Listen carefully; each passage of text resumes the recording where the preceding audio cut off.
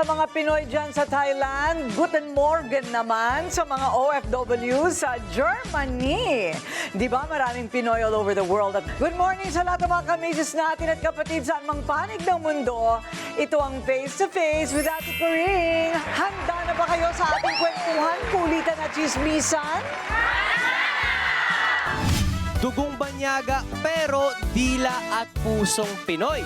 Kausapin natin ang mga Forenoy na napakatatas magtagalog. Body odor, paano nga ba may iwasan? Talakayin natin sa Alagang Ate Coring. Adobong paa ng manok, ituturo sa ihain na yan. All these and more sa Face to Face with Ate Coring. Hindi na nga raw niya kailangang mag-aral pa ng ibang wika dahil excellent naman daw siyang pagdating sa love language. Ang poging tambay ng barangay, Ryle Santiago! Hello po, good morning. Teka lang, sorry. Sobrang invested po kasi ako sa pinapanood ko ngayon. Ano Ate yan? Coring. My best friend, Eman. Oo, Kasi bakit? nilipat na po sila ng time slot. Buti nga, 2:30. Hindi na ako nagpupuyat. Ah, ganon? Mm-mm. Anong oras? 2:30 na ng hapon? Yes, from Monday to Saturday. Oh, my best friend, Eman. Wow, Oh. my best friend Eman. Ganda. Dito lang yan sa TV5. Yes po. Ayan. Ang Sana ganda makapag-guest. naman. Ay. Ha? Ano? Sana makapag-guest po ako. Oo nga, magparinig ka na ng magparinig. At Ate Coring, ang ganda kasi timing. Si Ate Laila pumunta sa set ng My Best Friend Eman, si set visit niya. Oh, tapos? Makikita po natin yun very, very soon. Aba, o sige na nga, tignan natin. Samantala, si Pera Godmother naman, nagpatanggal ng lamig sa Quezon City para hanapin ng masahista daw na deserve mabigyan ng 5K for you.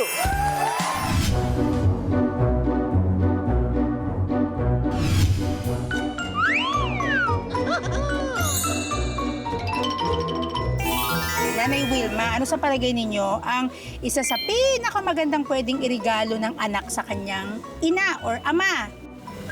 Ang pagmamahal. Ay, bakit? Siyempre, anak mo yun eh. Ilan po ba ang anak nyo? 6. Aray, so love na love ka ng iyong 6 na mga anak, bongga! May hinahanap akong isang ina na kahit hindi na nakakakita, pero hindi kailanman nawala ng pag-asa para maitaguyod ang kanyang pamilya. Ngayon, mas mabigat pa ang kanyang pinagdadaanan dahil ang asawa ay nagpapagaling pa mula sa stroke. Tara, kilalanin natin siya. Hello, Nanay Rose! Ako po pala ang inyong Pera Godmother. Saan po kayo pupunta? Kapasok po, sa trabaho ko po. Kailan po kayo nawalan ng paningin? 2014 lang po. Paano ito naka-apekto sa inyong pamilya nung mawalan kayo totally ng paningin? Kahit na nagkaganito po ako, lumalaban po ako ng sa hirap sa ano namin. Kailan nyo po nalaman na meron pala kayong talent magmasahe? Nag-aral na po ako ng PhD kasi alam ko na po yun eh, dahil may bata pa ako, meron na talaga akong alam ko na po papunta na po ako diyan sa pagkabanayan. So buti pala na-discover nyo yung talent nyo. Pero ilan po ang anak ninyo? 6 ang anak ko, ang nag-aral 4. Isang college, isang high school, 2 elementarya. Kwento mo naman sa akin kung anong nangyari sa asawa mo. Masags din po, hindi na siya nakapasok ngayon dahil nag-mild stroke siya. Murong po kayang dila, tsaka nagmanhid yung mga buong katawan, kaya hindi siya nakapasok, ako na lang. Bilang isang ina, gaano kahirap yung hindi mo nabibigay yung mga pangangailangan ng mga anak mo? Masakit po, ma'am, masakit siya. Kaso kahit nahirap ako sa trabaho, kahit sila lang, na inanuhan ko talaga, nagbigay sa akin ng lakas. So ano ba ang pangarap mo para sa iyong mga anak? Gusto ko kasi ang mga anak ko nakakatapos talaga. Mag-aral kasi wala naman po ako ibibigay sa kanila na yun lang ang pag-aaral nila. Kaya naman, alam na alam ng iyong Pera Godmother na deserve kang matulungan at maipakilala kay Ate Coring. Kaya naman, huwag ka nang dumiretso sa trabaho mo. Isasama ka na sa studio para makilala ka ni Ate Coring. Let's go! Let's go! Pera Godmother, where are you? Ate Coring, nandito ako pero inaalalayan ko muna si Nanay Rose dahil hindi siya nakakita. Punta tayo ng Ayan, diretso. Nanay Rose, pakanan lang po. Diretso lang, Nay. Ayan, Okay. ang sopa, pwede nang Diretso lang, umupo. Nay. Okay. Ayun, si Nanay ay hindi makakita. Nay, Rose, ayan. ipinanganak na po kayo na hindi nakakakita? Ganon. Ate Kuring, 6 years old po ako, nag-tipdas po.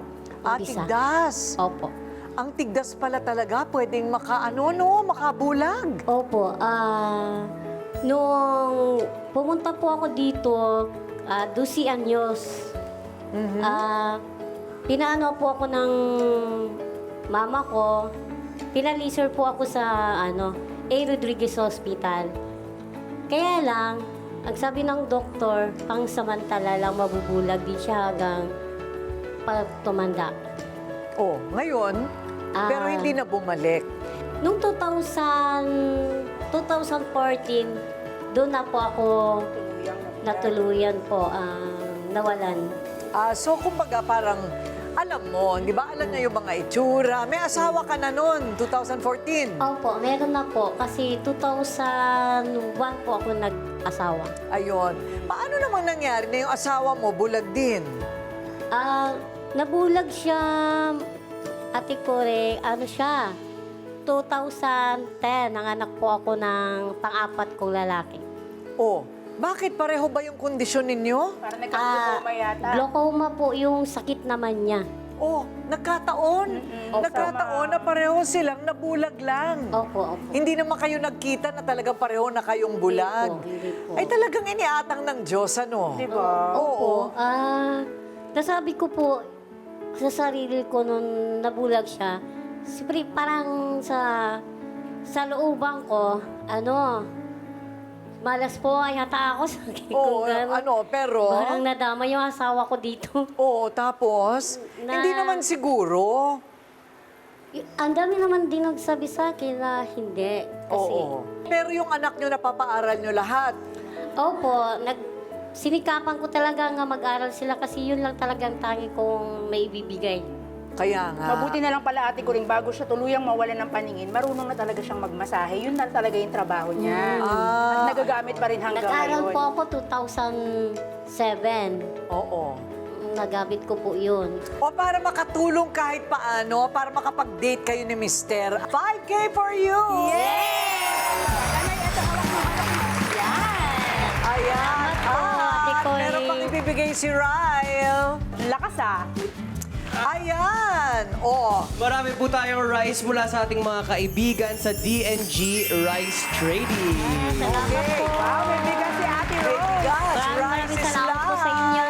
Kita nyo naman, pareho silang bulag pero napapaaral pa rin nila ang kanilang 6 na anak. But wait, Ate Coring, there's more! Meron pa tayong pag-grocery! Salamat po. Ang dami po talaga niya. Maraming salamat po sa inyo lahat. Okay, at salamat din na nagtsatsaga kayo sa buhay. Pero tandaan na, kailangan makatapos ang mga anak. Opo. Okay. Sikapan ko po kahit nahihirap po ako sa pagbuhay. Magkano ang masahe sa, 1 hour? Sa amin po, lang po 400 lang. 400? Pero kung Opo. pupunta ka sa bahay. Ay, hindi po. Sa clinic po na pinasupang po. 400. Sa 400, magkano ang makukuha mo doon? 50 po din kasi yun.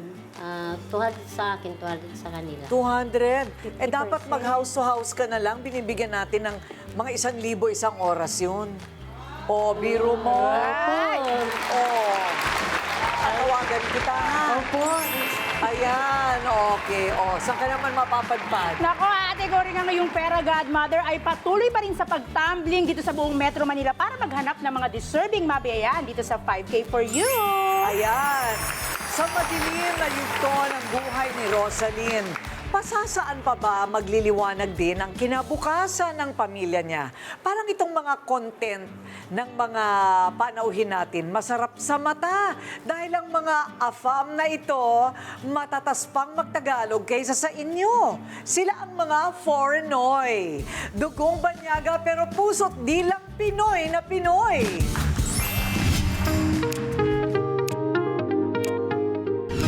Bilang Pinoy, marapat lang na mahalin natin ang ating sariling wika. Pero bakit itong pure Korean at 100% Japanese, hindi lang basta nagsasalita ng wikang Filipino? Para first time ko makakaroon ng talk show na sarili ko. Hello, magandang hapon po. Ako po si Humia. Kumakanta pa ng mga awiting Tagalog.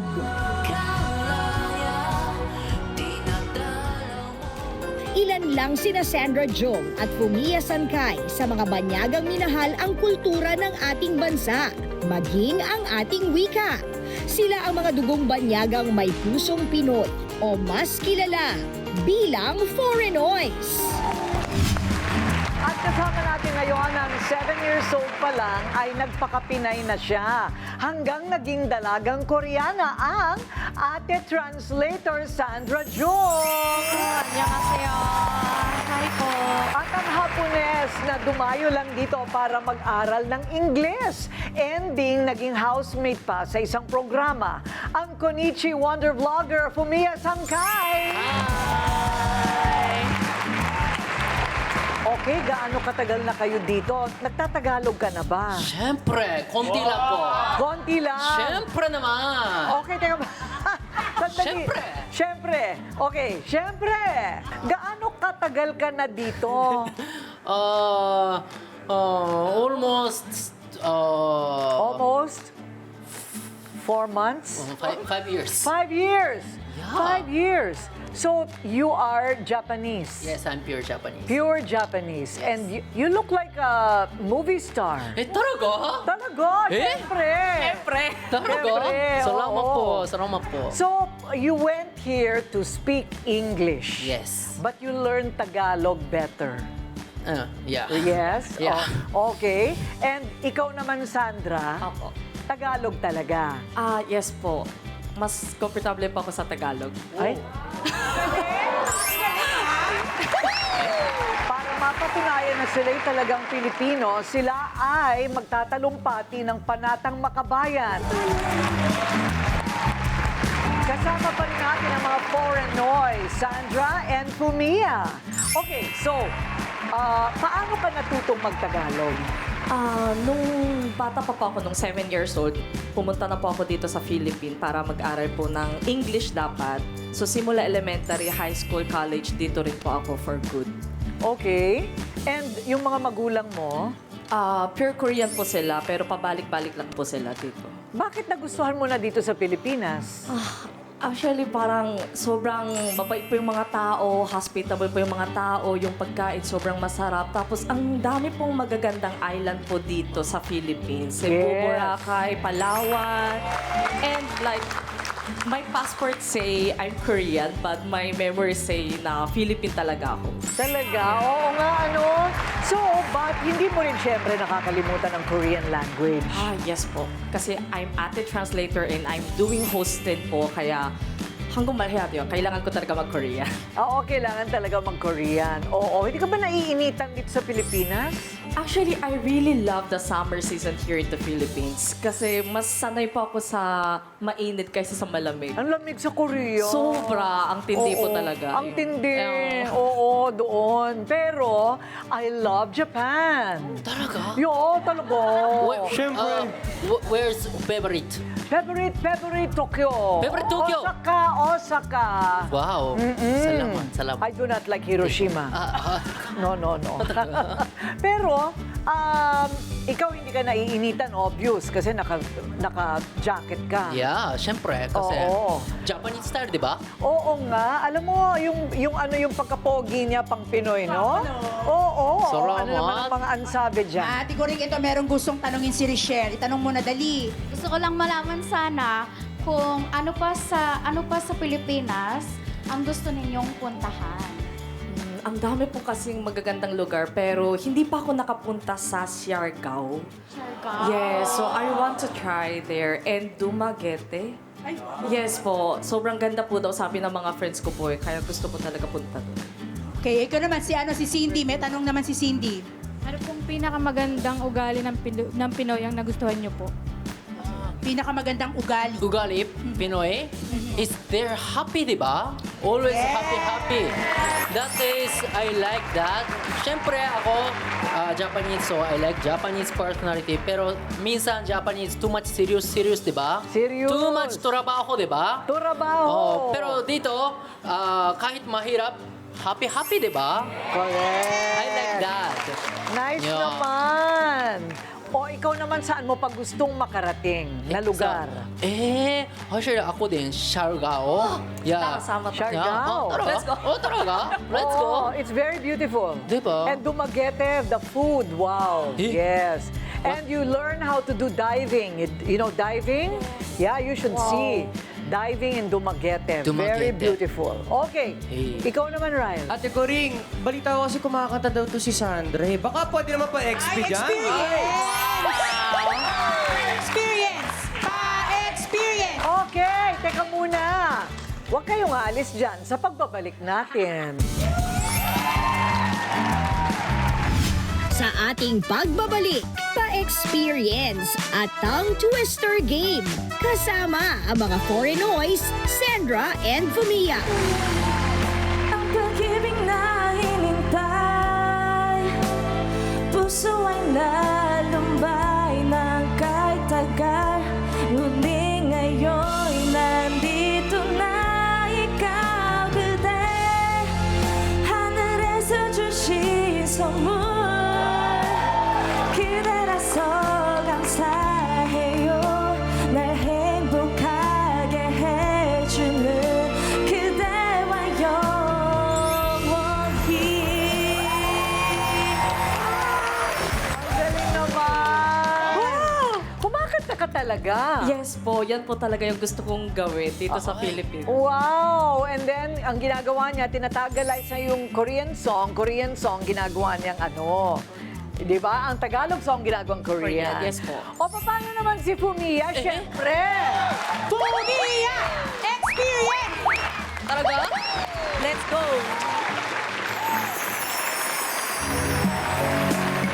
Diba?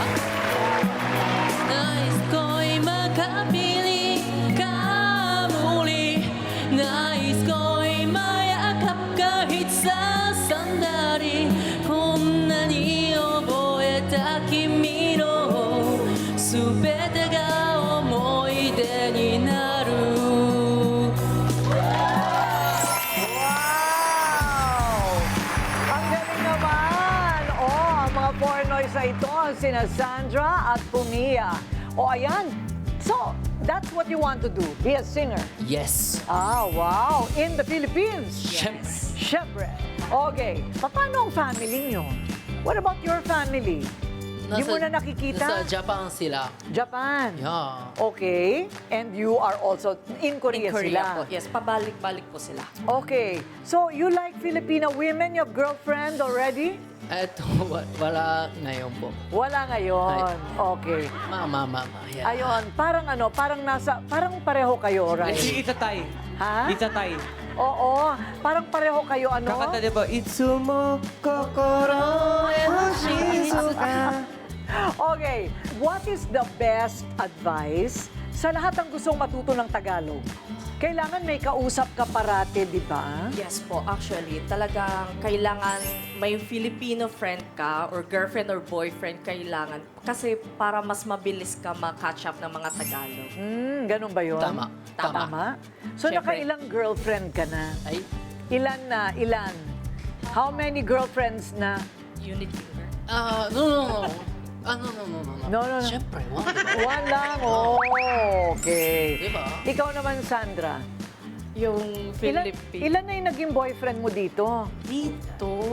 Actually, yung Philippine boyfriend wala pa, pero may MU before. Wow! Okay. Pero, ngayon, Ngayon, meron pa akong Korean boyfriend. Pero Ayun. taga dito rin po siya. taga dito Opo, din. dito rin po siya nag-aral. cute naman, ano? O sige nga, tingnan natin. For fun lang ito, ha? Para malaman lang natin. Ryle? Ate Coring, gusto ko sila hamunin ng tongue twister. Yes! Filipino tongue twisters. Handa na ba kayo? Handa ka na. Handa. Okay. Handa na. Una, butiki, bituka, butika. Say 5 times. Butiki, bituka, botika. Butiki, bituka, botika. Butiki, bituka, botika. Butiki, bituka, botika. Butiki, bituka, botika. Butika, butika! Okay. Oy, ang galing ah. Oh, to.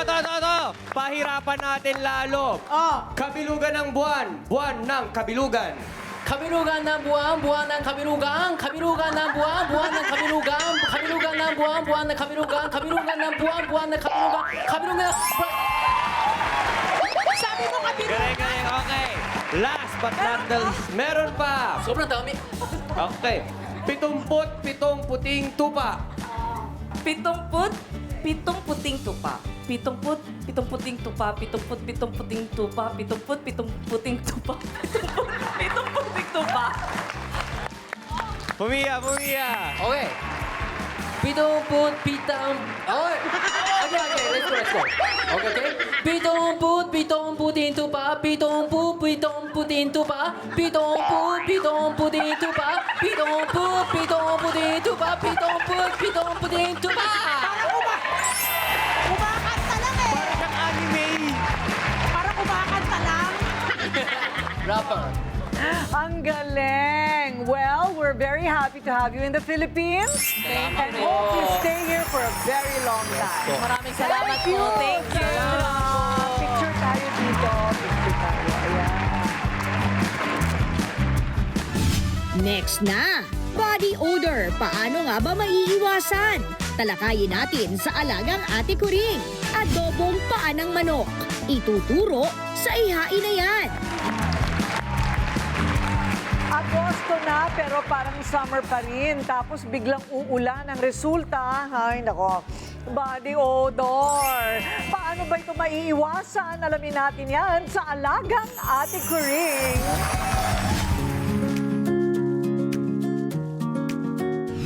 Mga kamisis, naranasan mo na bang parang lumalayo sa iyo ang mga tao? Hindi dahil hindi kayo close ha, pero dahil may kakaibang amoy na. So yung body odor or bronchidrosis sa medical term is hindi ka nais-nais na amoy na nanggagaling sa ating katawan. No? So hindi yung pawis yung mismong mabaho. Pag yung pawis nahaluan ng bacteria na nakatira na sa ating balat, doon nagkakaroon ng body odor. Kilikili yung pinaka-common, pwede rin sa singit kasi meron tayong tinatawag na apocrine glands. Nakakaapekto din yan sa ating kumpiyansa sa sarili ha. Pero paano nga ba maikukumpara ang normal na amoy ng katawan o kung may kondisyon na? Pag nag-exercise tayo or pinagpawisan, no, meron talagang certain na set. Pero usually, after mong maligo, nawawala. No? Yung body odor, persistent, ibig sabihin paulit-ulit, hindi nawawala kahit naliligo, talagang yung amoy mas matapang. Normal naman pala ang pagpawisan. Pero paano ba maiiwasan na magkaamoy? Siyempre, una, kailangan mong maligo araw-araw. Na? Tayo mga Pilipino, okay naman tayo dyan. Pangalawa, use antibacterial soap. Okay. Pangatlo, kailangan dry parate yung ating kilikili, yung singit. Yan naman usually yung mga nangangamoy. No? Pang-apat, syempre, maglagay ng deodorant. No? Lalo na sa Pilipinas, mainit. Kailangan may deodorant. Kailangan yung suot mong damit, yung breathable at malinis. No? Kailangan bagong laba. Hindi pwede yung sinuot mo kahapon, susuot mo ulit. Mas malalo kang mangangamoy. And then last, pag pinagpawisan ka, kailangan magpalit ka agad ng damit para yung sweat and bacteria na natrap sa kilikili natin, hindi magstay doon. Number 1, bigla ang lumala kasi baka meron ng underlying medical condition. No? Kasi liver disease, sakit sa atay, sakit sa bato sa kidney, sometimes no? It may cause unexpected na bigla ang BO. Pangalawa, trinay mo na lahat. No? Normal, maganda na yung hygiene mo. Nagde-deodorant ka na, naliligo ka na, di talaga nawawala. Pa-check up ka na. Pangatlo, may kasama ng pamumula, pananakit, may bukol na sa kilikili mo. Bang usapan na yun. And last, syempre, pag naapektuhan na yung pang-araw-araw mong buhay, no? Yung hindi ka na makalabas, ayaw mo na magtrabaho, ayaw mo na mag-aral, Ilang kontribusyon din ang tamang diet at tamang ehersisyo. Bawang at sibuyas, curry, alcohol, alak, red meat sa ibang tao ng mga steak. Minsan kape. Kasi pag nagkakape tayo, mas nagpapawis tayo. Kaya mas nagkakaroon ng body odor. Mga pagkain mataas sa sulfur like broccoli, repolyo, yun. Paano naman ang tamang pangangalaga ng kilikili? Siyempre, again, maligo araw-araw, maglagay ng antiperspirant or deodorant, patuyuin mabuti yung kilikili bago magsuot ng damit. Kasi minsan hindi pa masyadong nagtowel, nagsuot na ng damit, basa pa. Kailangan matuyo muna siya. O mga kamisis, tandaan ang tips ni Doc Kay para laging fresh at mabango. Gumagastos pa tayo ng mga skincare products. Pero alam nyo ba, may pagkain mayaman sa collagen na maganda sa balat, kagaya ng Adidas o yung paa ng manok. Ituturo ni Ryle ang recipe mula sa kilalang restaurant sa Binondo. Ang sikreto ng masarap na adobong paa ng manok. Kaya Ryle, hain na yan!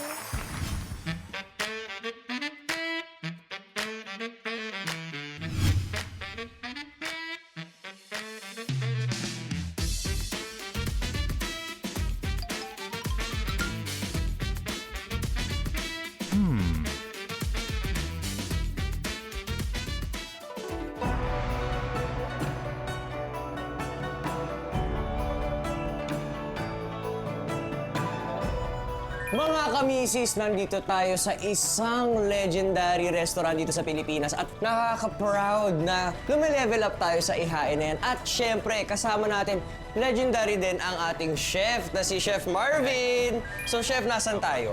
Bali ngayon, nandito tayo sa Binondo, sa main branch natin, sa Sincerity Restaurant. May kintin pa rin. Today, ano ba ang ating ihahanda? Chicken feet, adobong chicken Chicken na Chinese feet. style. Ito talaga, parang delicacy sa sa mga Chinese. Meron kasi dati, parang yung mga matatanda, sabi nila na pag kumain ka na ito, yung mga kasukasuhan mo, hindi mauubos yung ligaments. Narito na ang mga sangkap na magpapalakad ng lasa sa adobong chicken feet.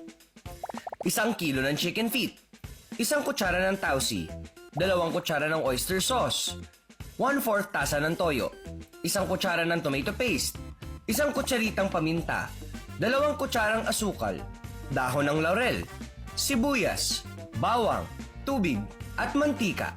So, yung first step natin, syempre, after natin malinis yung chicken feet, okay na siya. Kailangan lang natin siya i-deep fry. Okay. Para magkaroon ng crust. Tapos mga how long siya i-deep fry, Chef? Siguro mga 5 to 10 minutes. 5 to 10 minutes.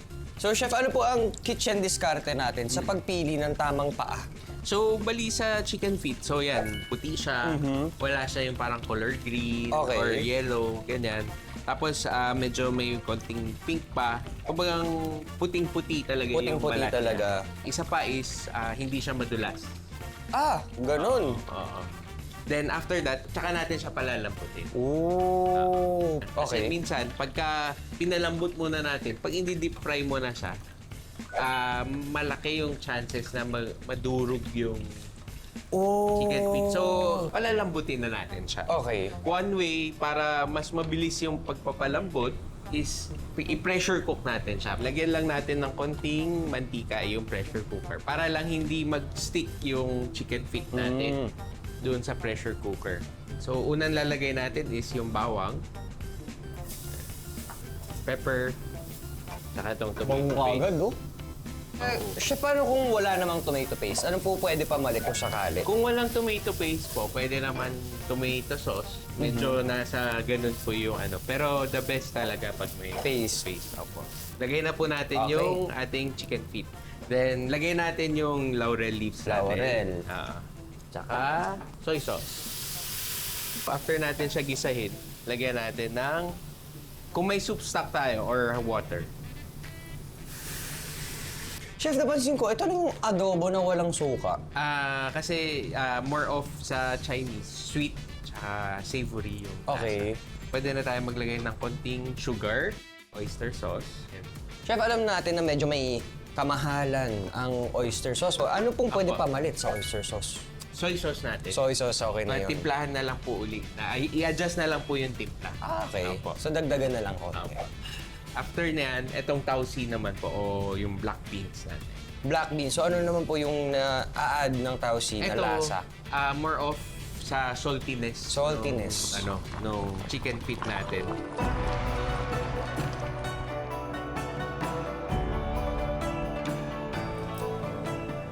Let's eat.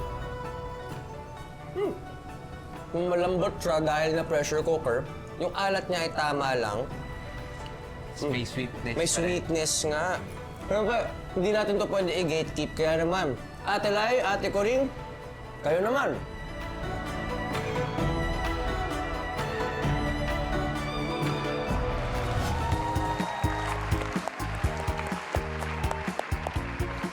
Eto na! Wow! Kitang-kita naman ang ebidensya. Hindi pagkakamali. Talagang paaya ng manok. O, ayan. Hindi ba? O, handa na ba kayo? Kainan na! Masarap po yan, Ate Coring, inadobo po. Chicken feet, para hindi talaga nasasayang yung mga parte ng manok. Spicy ba to, Ryle? May konting sipa lang. Very light lang. Imagine sumisipa yung chicken feet, no? Oo. Hindi nagpatalo. Hindi ba nakaka-happy dito sa studio, mga kamisis? Kaya dapat kayo na ang susunod na mapunta dito. Sa mga nanonood sa bahay, kung gusto nyo maging part ng studio audience namin, iscan mo na ang QR code na nasa screen ngayon. Correct! Scan na at hintayin ang mensahe ng aming staff para sa kumpirmasyon. See you soon, mga kamisis! Kwentuhan bukas. Makipagchikahan kasama ang mother and son social media duo, The Aguinaldos. Hindi basta hayop, kundi mga dinosaurs. Yan ang hilig ng 4-year-old baby bipon na si Gavin. Tara sa exclusive! Kumustahin at bisitahin natin ang mga artista sa set ng My Best Friend Eman. Ito ang Face to Face with Ate Coring. Harapang kwentuhan, usapang walang iwanan. Face to face, issue ay harapin. Face to face, solusyon ay hanapin. Face to face, problema ay ayusin. Sa tulong ni Ate Bye-bye po. Coring. Face to face.